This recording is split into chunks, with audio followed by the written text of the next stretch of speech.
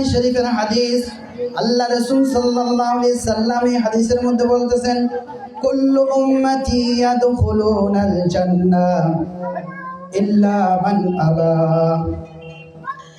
আল্লাহ রাসূল সাল্লাল্লাহু আলাইহি সাল্লাম বলতেছেন, আমার সমস্ত উম্মত জান্নাতের মধ্যে দাখিল হয়ে যাইবে, ইল্লা মান আবা, মগর যারা অস্বীকার করলো। এখন আপনারা জিজ্ঞাসা করতে পারেন যে জান্নাতে যাইতে কে অস্বীকার করতে পারে? সাহাবায়ে কিরাম জিজ্ঞাসা করলেন, ক্বালু ওয়া মান ইয়াবা ইয়া রাসূলুল্লাহ, ও আল্লাহর রাসূল, ও আল্লাহর হাবিব, আপনি বলে দেন কে অস্বীকার করতে পারে? আল্লাহ রাসূল সাল্লাল্লাহু আলাইহি সাল্লাম বলতেছেন, মান আতাআনি দাখালাল জান্নাহ। যে আমি মুহাম্মাদের অনুসরণ করলো, যে আমি মুহাম্মাদের কথা মানলো, আমার হুকুম অনুযায়ী চললো, আমার হাদিস অনুযায়ী চললো, দাখালাল জান্নাহ, সে জান্নাতে দাখিল হয়ে গেল। সুবহানাল্লাহ বলে।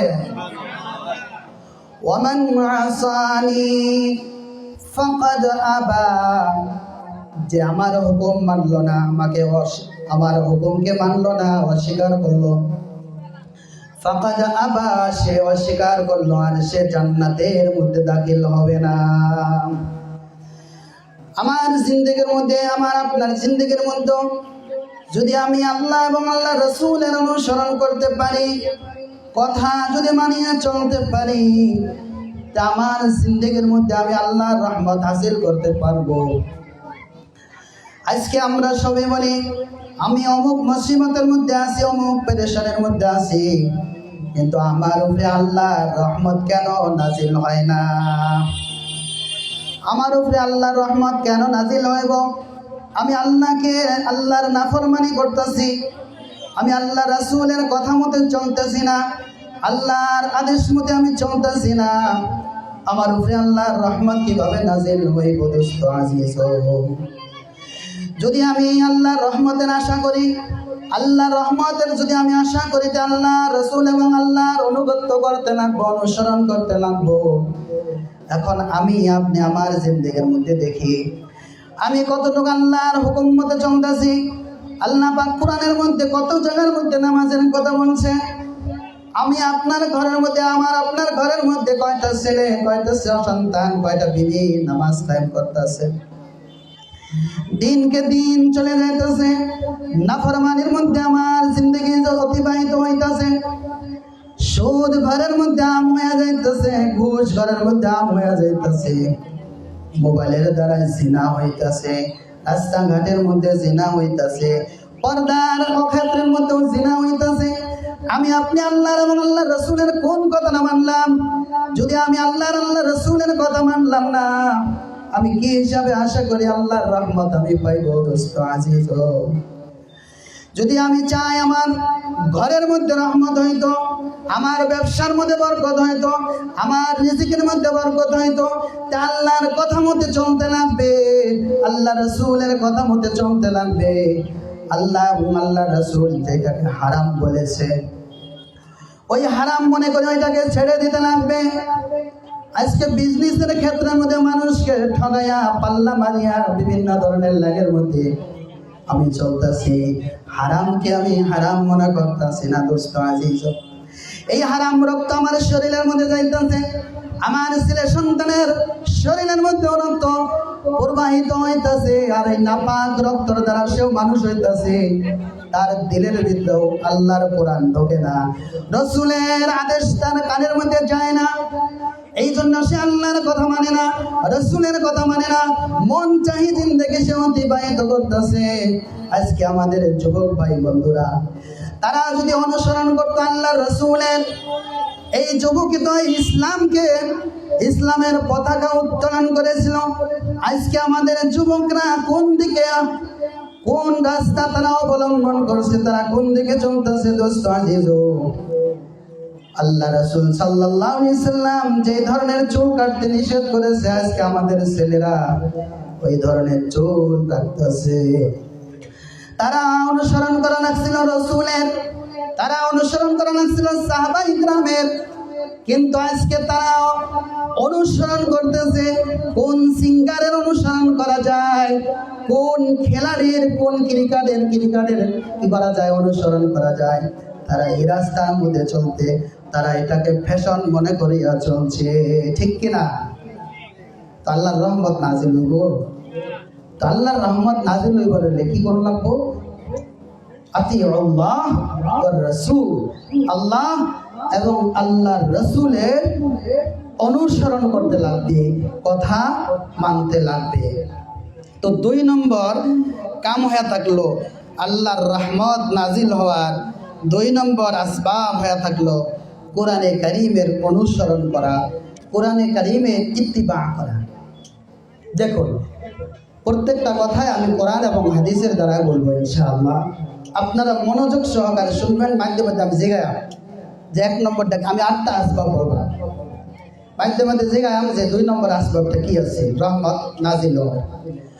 তো 2 নম্বর আসবাব হয়ে থাকলো কোরআনে কারীমের অনুসরণ করা, কোরআনে কারীমকে বোঝা, কোরআনে কারীমের উপরে আমল করা, কোরআনে কারীম যে কথাগুলো বলতেছে এই কথা অনুযায়ী চলা। দেখুন কি বলতেছেন, ওয়াহাদা কিতাবুন আনজালনাহু মুবারাকুন ফাত্তাবিউহু ওয়াত্তাকু লাআল্লাকুম তুরহামুন। ওয়াহাদা কিতাব, এই কোরআন শরীফ, এই দেখা থাকলো মনোনীত কিতাব, সম্মানিত কিতাব। আনজালনাহু, আমি আল্লাহ নাজিল করেছি, মুবারাকুন, বরকতময়। ফাত্তাবিউ, তোমরা এই কোরআনকে মানো, এই কোরআনের অনুসরণ করো। ওয়াত্তাকু, আর আল্লাহকে ডরাও, আল্লাহকে ভয় করো। লাআল্লাকুম তুরহামুন, যদি তোমরা কোরআনের অনুসরণ করো, আল্লাহকে ভয় পাও, লাআল্লাকুম তুরহামুন, তোমার উপরে আল্লাহর রহমত নাজিল হইব। তো 2 নম্বর আসবাব কি? কোরআনের অনুসরণ করা। এখন দেখুন এই আয়াতের মধ্যে আল্লাহ কি বলতেছেন, হাযা কিতাবুন আনজালনাহু মুবারাকুন, এই কিতাবকে আমি বরকতময় কিতাব বানাইছি। এখন অপর আয়াতের মধ্যে আমরা যাই, কোন আয়াতের মধ্যে যাইব? সূরা কদরের মধ্যে যাই। ইন্না আনজালনাহু ফি লাইলাতিল কদর ওয়া মা আদরাকা মা লাইলাতুল কদর লাইলাতুল কদরি খায়রুম মিন আলফি শাহর। আল্লাহ বলতেছেন আমি রমজান মাসের মধ্যে এই কোরআনকে আমি নাযিল করেছি। ওয়া মা আদরাকা মা লাইলাতুল কদর, তোমরা কি জানো লাইলাতুল কদর কি? লাইলাতুল কদর কি বস্তু? লাইলাতুল কদরি খায়রুম মিন আলফি শাহর, লাইলাতুল কদর হয়ে থাকলো 1000 মাস হইতে উত্তম। যেই রাতের মধ্যে কোরআনকে নাযিল করলেন, ও রাত হলো একটা, আর এই রাত 1000 মাস হইতে উত্তম। এখন আমি আপনি চিন্তা করি, এই কোরআন যদি আমার অন্তরের ভিতরে থাকে, আমি কত সম্মানিত ব্যক্তি হয়ে যাইব। আজকে বড় আমরা কপাল পুরা, এই কোরআনকে আমরা খুলিয়া দেখতে পারলাম না, চোখ থাকতেও আমরা অন্ধকার হয়ে রয়েছি। আল্লাহ এই কোরআনের মধ্যে কত সুন্দর সুন্দর কথা বলছে। কিয়ামতের দিন যখন জিজ্ঞাসা করবে, আমার বান্দা তোমার নিকট তো রাসূল এসেছিল, সাহাবায়ে কেরাম এসেছিল, আলিম উলামা ছিল, আমার কোরআন ছিল, এই কোরআনের মধ্যে আমি সমস্ত কথাকে আমি একটা একটা করে আমি লিখিয়া দিয়েছি। তুমি এই কোরআনকে কয়দিন তিলাওয়াত করেছো? এই কোরআনে কারীমকে কত সময় তুমি সময় দিয়েছো? আর এই কোরআন কি কতটুকু বুঝেছো? আর এই কোরআনের উপরে কতটুকু তুমি আমল করেছো? ভাই দোস্ত আজিজ, আমার আপনার জবাব দেওয়ার কোনো ক্ষমতা হবে না। কাজে আমরা এই কোরআনকে যদি আমরা অনুসরণ করি, কোরআনকে যদি বুঝি, কোরআনকে যদি আমরা পড়ি, আর কোরআন যে কথাগুলো বলছে কথাগুলো যদি আমরা এই কথা অনুযায়ী যদি আমি চলি, আমার আপনার জিন্দেগি কামিয়াব হয়ে যাইব। সুবহানাল্লাহ।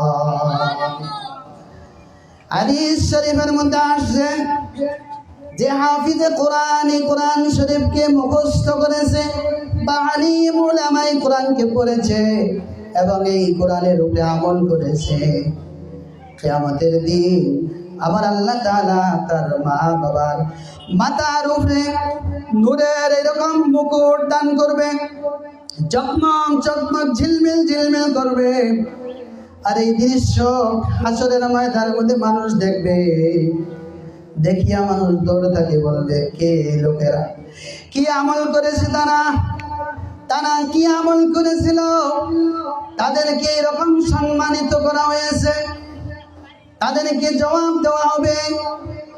এদের ছেলে মেয়ে দুনিয়ার মধ্যে কোরআন তিলাওয়াত করছিল, কোরআনের কথা মতে চলছিল এবং কোরআনের কথা মতে আমল করেছিল।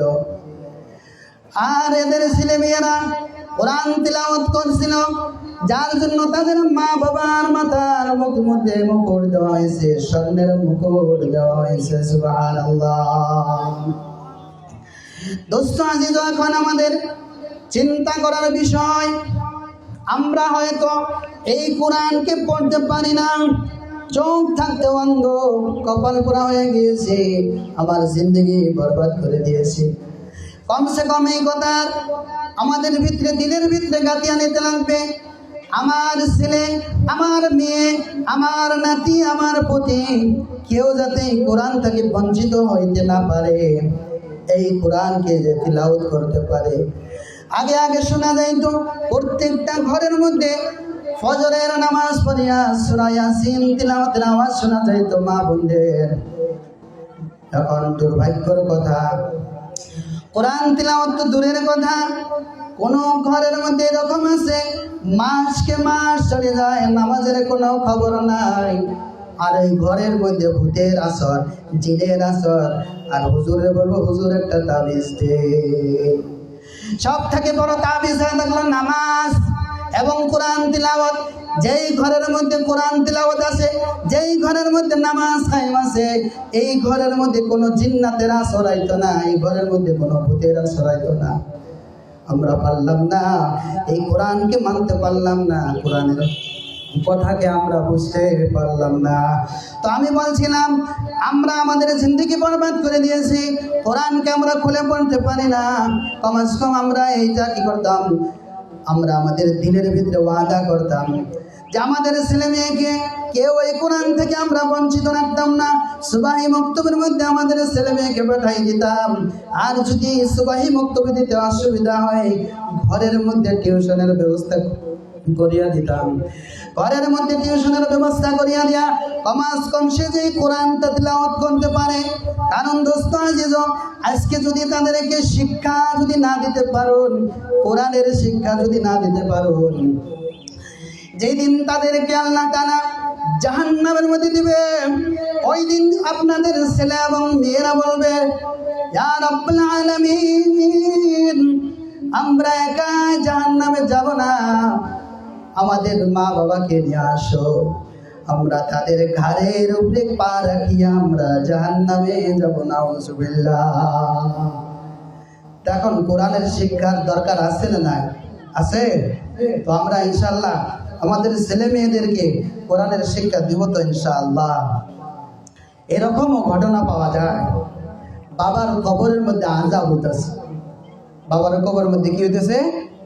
আযাব হইতেছে, আল্লাহর আযাব হইতেছে, নাফরমানি করছে।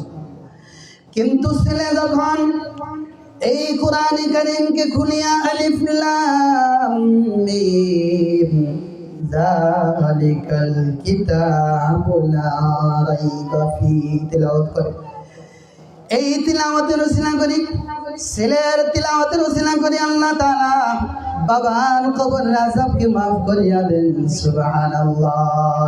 এই জন্য বন্ধুগণ আমার, আমাদের জিন্দেগির মধ্যে এখনো সময় আছে, এখনো আমরা এই কোরআনকে পড়তে পারবো আর আল্লাহর সামনে আমরা জবাব দিতে পারবো।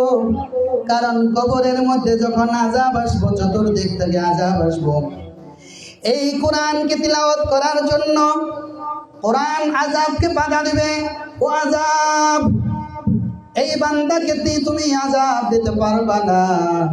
এ আমাকে তিলাওয়াত করেছিল, আমাকে পড়ছিল, সকাল সন্ধ্যা আমাকে তিলাওয়াত করেছিল, একে আযাব দেওয়া যাবে না।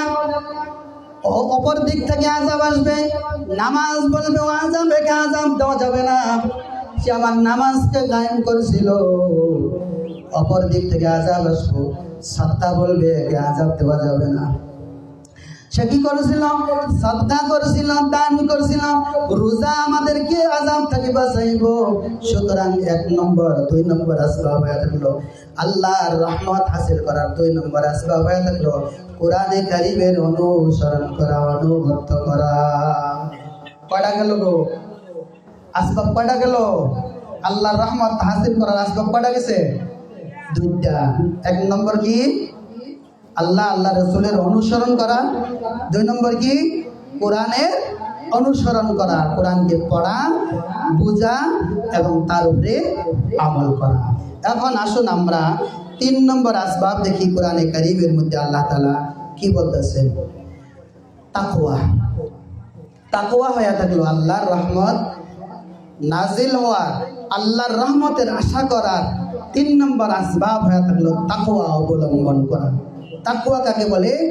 তাকওয়া হয়ে থাকলো ছোট বড় হর ধরনের গুনাহ থেকে নিজেকে বাঁচায়া রাখার নাম হয়ে থাকলো কি? তাকওয়া। হযরতে ওমর রাদিয়াল্লাহু তাআলা আনহু হযরতে উবাই ইবনে কাব রাদিয়াল্লাহু তাআলা আনহুকে জিজ্ঞাসা করলেন, ও ভাই বলো তো তাকওয়া কাকে বলে? হযরতে উবাই ইবনে কাব বললেন, ইয়া আমিরুল মুমিনিন, কোন এরকম রাস্তা যেই রাস্তার চতুর্দিকে কি কাটা, উপরেও কাটা, সাইডের মধ্যেও কাটা, এই কাটাযুক্ত রাস্তা দিয়ে যদি আপনি যদি পার হই, রাস্তা যদি পার হই, কি রকম ভাবে পার হইব? কাপড়কে সামলাইয়া রাখিয়া, নিজের টুপিকে হেফাজত করিয়া ওই রাস্তা পার হইল। এর নাম হয়ে থাকলো তাকওয়া। প্রত্যেকটা ছোট বড় সমস্ত গুনাহ থেকে বাঁচে থাকার নাম হয়ে থাকলো কি? তাকওয়া। এখন দেখুন আল্লাহ তাআলা কি বলতেছেন, সূরা আরাফ পারা নম্বর 7 আয়াত নম্বর দেখুন 63। আল্লাহ তাআলা বলতেছেন, আওয়া আজিবতুম আন জাআকুম যিকরুম মির রাব্বিকুম আলা রাজুলিম মিনকুম লিয়ুনদিরাকুম ওয়া লিতাত্তাকু ওয়া লাআল্লাকুম তুরহামুন। ও মানুষ, তোমাদের কি এই কথা তাজ্জুবের মধ্যে ডালিয়া দেয় নাকি? আন জাআকুম যিকরুম মির রাব্বিকুম, এইরকম মানুষের নিকটে আল্লাহর নসিহত আসে গিয়েছে, তোমাদের মধ্য হইতে এরকম একজন মানুষের নিকট অর্থাৎ মুহাম্মাদের নিকট আল্লাহর নসিহত নাযিল হয়েছে। লিয়ুনদিরাকুম, কেন? জাহান্নামের আগুন হইতে, জাহান্নামের আযাব হইতে বাঁচানোর জন্য। ওয়ালিতাত্তাকু, তোমাদেরকে আল্লাহর আযাব হইতে ডরানোর জন্য। লাআল্লাকুম তুরহামুন, যদি তোমরা এই রাসূলের কথা যদি মানো এবং তাকওয়া অবলম্বন করো, আল্লাহর আযাব হইতে যদি তোমরা ডরাও, তাকওয়া অবলম্বন করো, লাআল্লাকুম তুরহামুন, আল্লাহর রহমত তোমাদের উপরে নাযিল হইব। জোরে বলুন সুবহানাল্লাহ।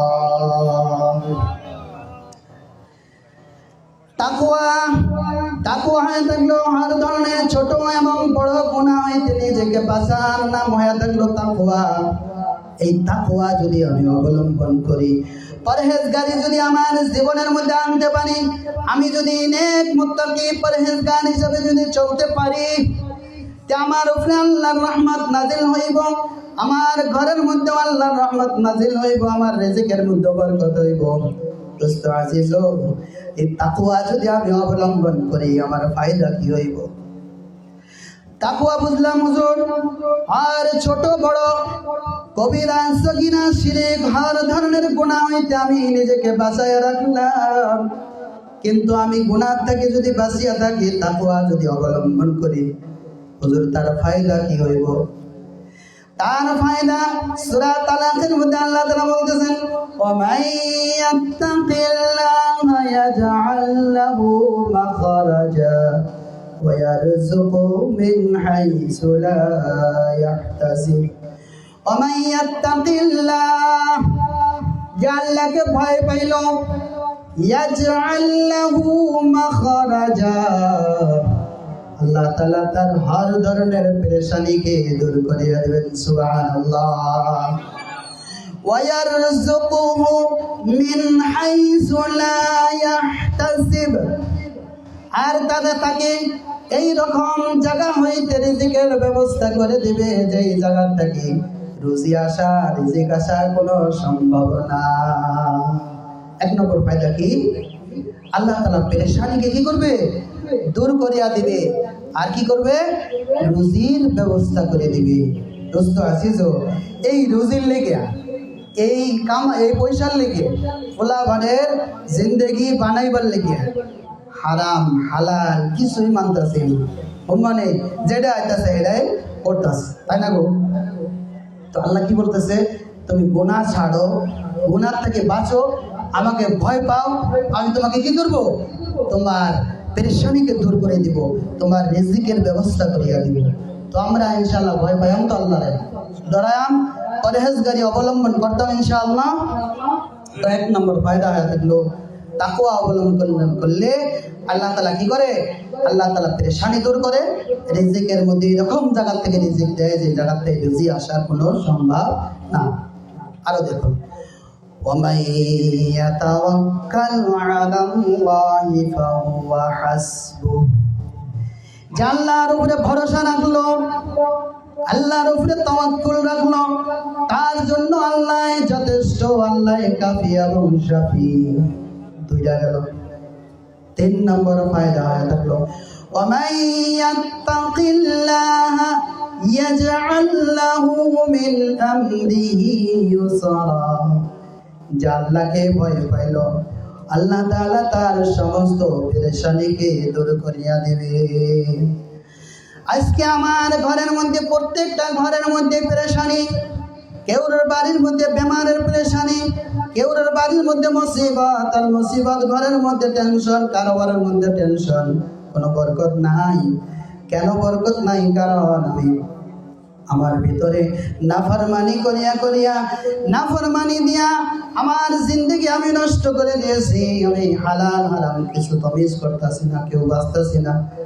আরে ভাই, এই ঘরের মধ্যে এই ভিটা সারিয়া যদি তুমি কবরের মধ্যে যাও, একদিন না একদিন আপনার ছেলে বা আপনার নাতি বা পুতি এই ঘরকে উঠাইবে, আস্তে আস্তে এই ঘরকে বিল্ডিং করবে। কিন্তু আমি আপনি যদি মরিয়া যাই, কবরের মধ্যে আমার আপনার ঘরকে কে বানাইবে? কবরের কথা একটু আমি চিন্তা করলাম না। আমি আমার জিন্দগি নিয়া, আমি আমার বাল বাচ্চা নিয়ে, আমি আমার ব্যস্ততার মধ্যে আছি, গোনাকে গোনা মনে করতেছি না। দিনকে দিন যাইতাছে, রাতকে রাত যাইতাছে, আমি একবারও আমার সময় হয় না আল্লাহকে সিজদা দেওয়ার, আমার একবারও সময় হয় না। যে আল্লাহ তাআলা আমাকে বানাইছেন আল্লাহর ইবাদত করার জন্য, এবং গোটা জাহানকে, সমস্ত মখলুককে এই ইনসান জাতির তাবে করিয়া দিয়েছে, আমাদের জন্য সমস্ত বস্তুকে বানাইছে। আর এই আল্লাহকে আমি আপনি ভুলিয়া গিয়েছি।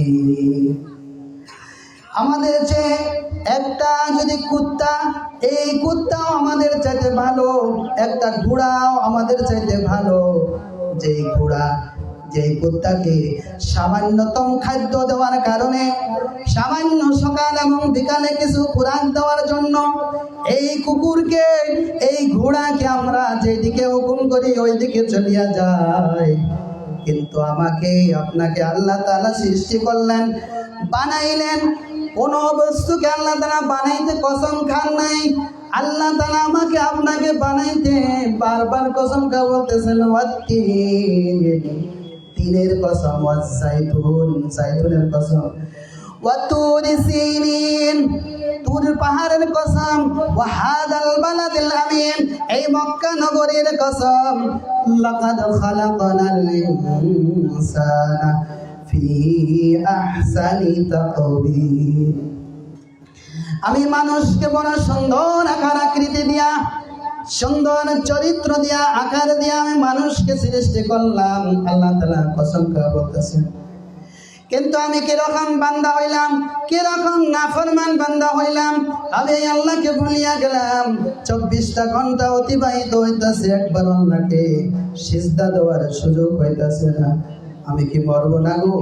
আমি কি কবরে যাইব না? কবরের মধ্যে আমি আপনার কি অবস্থা হইব? আল্লাহর যে 3টা সওয়াল, কবরের মধ্যে 3টা কোশ্চেন করবে, এই 3টা কোশ্চেনে আমরা কি হিসাবে দেব? এটাই তো এরকম বস্তু না, এই জায়গার মধ্যে শিখিয়া যাইব আর ওই জায়গার মধ্যে বলবো না, এরকম জায়গা না। মার রাব্বুকা, মা দীনুকা, মান নাবিয়ুকা, এই যে 3টা কোশ্চেন করা হইবে, প্রশ্ন করা হইবে। যদি আমার আপনার আমল যদি ঠিক থাকে, কবরের মধ্যে হেসে হেসে আল্লাহ ফেরেশতাকে আমরা জবাব দিতে পারবো। কিন্তু আমার আপনার যদি আমল ঠিক না থাকে, যদি এরকম ভাবে নাফরমানির মধ্যে যদি আমার আপনার জিন্দেগি অতিবাহিত হয়, ফেরেশতারা কান আকৃতি দেখিয়া, সুরত দেখিয়া আমি সমস্ত বস্তু ভুলিয়া যাইব, একটা শব্দ আমার মুখ থেকে বাহির হইতো না। তখন কি বলবো? লা আদরি, লা আদরি, আমি কিছুই জানি না, আমি কিছুই জানি না। এই কথা বলার সঙ্গে সঙ্গে আমার কবরকে জাহান্নাম বানাইয়া দেওয়া হইব। আমরা কি চাই যে আমাদের জিন্দেগি এইভাবে চলুক? আমার আখিরাত, আমার কবরের চিন্তা আমি কি করি? যদি আমি আপনি যদি এই কবরের যদি চিন্তা করি, আখিরাতের যদি চিন্তা করি, কারণ সমস্ত মখলুককে, সমস্ত জানদারকে একদিন না একদিন এই দুনিয়া থেকে বিদায় নিতে লাগবে। আমি আপনি যদি মৃত্যুবরণ করি, আমার ছেলে, আমার মেয়ে, আমার মহব্বতের স্ত্রীও আমাকে এই ঘরের মধ্যে একটা দিনও রাখবে না। সবাই কবে ঘর থেকে বাইর করো। আমার ঘরের মধ্যে ভয় পাইতাছে, লাশের গন্ধ আইতাছে। আর যেই মা স্ত্রীকে, যেই ছেলেকে, যেই মেয়েকে মানুষ করতে গিয়া মাথার ঘাম পায়ে ফেলাইছে, হারাম হারাম কিছু বুঝছে না। আর আজকে এই ছেলে এবং মেয়ে তারা ঘরের মধ্যে 5টা মিনিটও রাখবে না। আমার আপনার ছেলে এবং ভাই বন্ধুরা কানের মধ্যে হাত টিকে রাখিয়া কবরের মধ্যে রাখবে। ওই কবরের মধ্যে আমি কি নিয়ে যাইব? ওই কবরের মধ্যে আমি কি নিয়ে যাইব? আমার সঙ্গে কোনো টাকা যাইবে না, কোনো পয়সা যাইবে না, কোনো অলংকার যাইবে না। এই সমস্ত বস্তু আমরা সবাই বুঝি, বুঝি না গো? বুঝি। কিন্তু মসজিদ থাকে বা মজলিস থাকে, যখন ঘরের মধ্যে যাই, কারোবারের মধ্যে যাই, সব ভুলে যায়। এর লেগে কইছে মৃত্যুকে বেশি করে স্মরণ করো, মৌতকে দিনের মধ্যে কমাস কম 100 বার স্মরণ করো, মৃত্যুকে বেশি বেশি স্মরণ করো, তেল কবরকে সুন্দর বানাইতে পারবো। দোস্ত আজিজ, তো 3 নম্বর আসবাব হয়ে থাকলো কোরআনের অনুসরণ করা। এই 3 নম্বর আসবাব হয়ে থাকলো তাকওয়া অবলম্বন করা, গুনাহ ছেড়ে দেওয়া। তো ইনশাআল্লাহ আমরা গুনাহ ছেড়ে দেবো তো ইনশাআল্লাহ, পরহেজগারি অবলম্বন করবো তো ইনশাআল্লাহ। 4 নম্বর কারণ হয়ে থাকলো, দেখুন রহমত, আল্লাহর রহমত নাজিল হওয়ার 4 নম্বর কারণ হয়ে থাকলো, হয়তো কোরআনকে পড়তে পারি না, শুনতে পারি। কোরআন পড়তে পারি না কিন্তু শুনতে তো পারি। আল্লাহ বলতেছেন কোরআন যখন তিলাওয়াত করা হবে, মাদ্রাসার ছাত্র বা হুজুর যখন এই কোরআনকে তিলাওয়াত করবে, তখন তুমি কান লাগাইয়া শুনবে। وَإِذَا قُرِئَ الْقُرْآنُ فَاسْتَمِعُوا لَهُ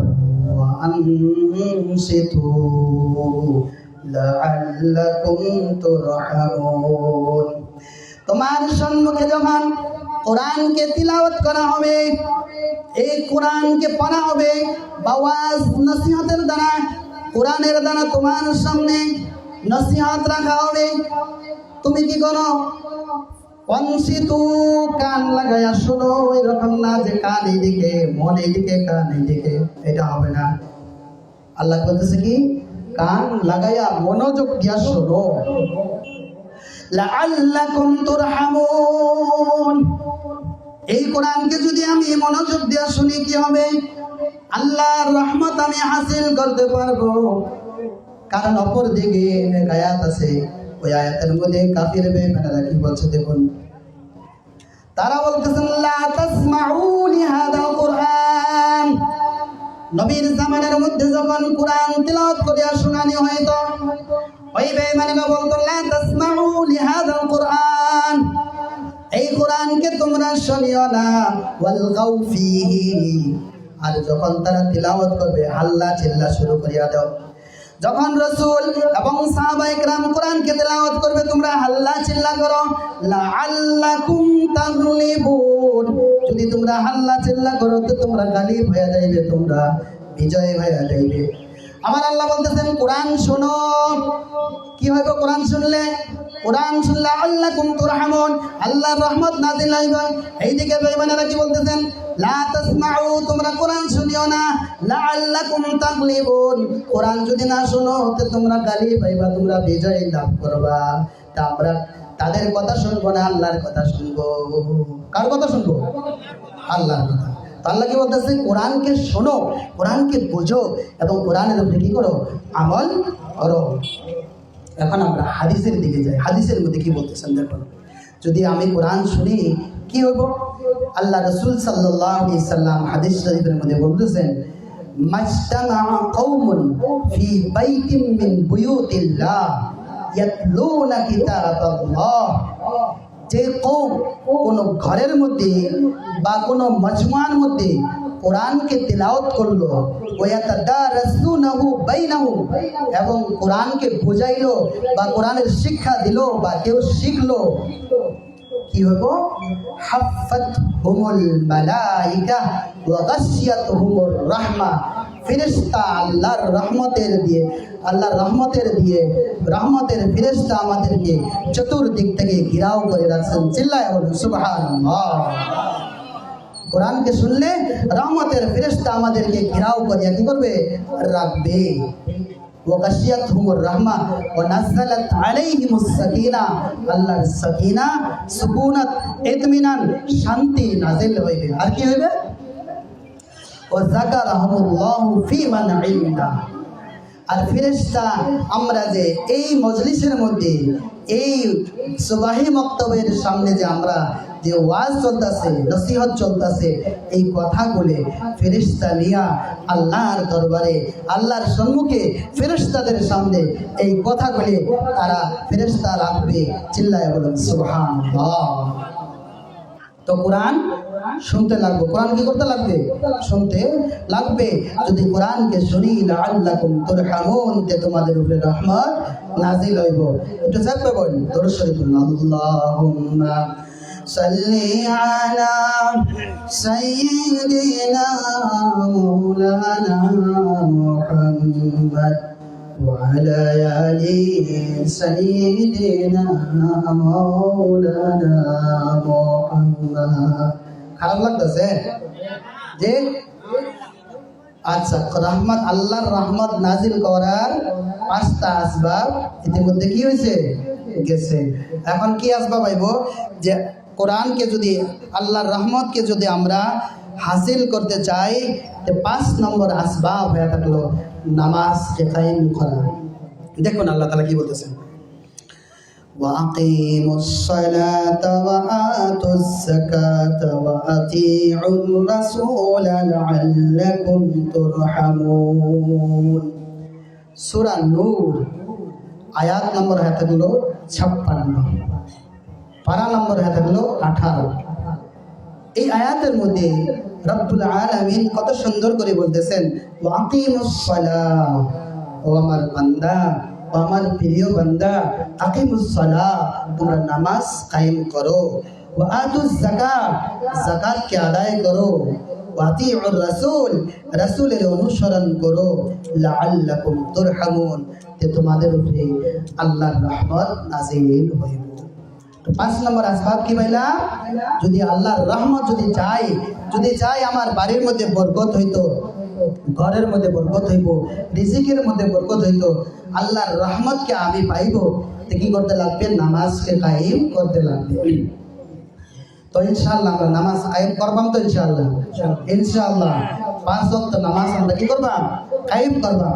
কমাস কম যারা করছি না আজ থেকে আমরা ওয়াদা করে নিয়ে যেতাম, এই মজলিস থেকে আমরা ওয়াদা করিয়া যেতাম যে আর কোনোদিনও আমি নামাজ ছাড়তাম না, এই নামাজকে আমি কায়েম রাখতাম ইনশাআল্লাহ।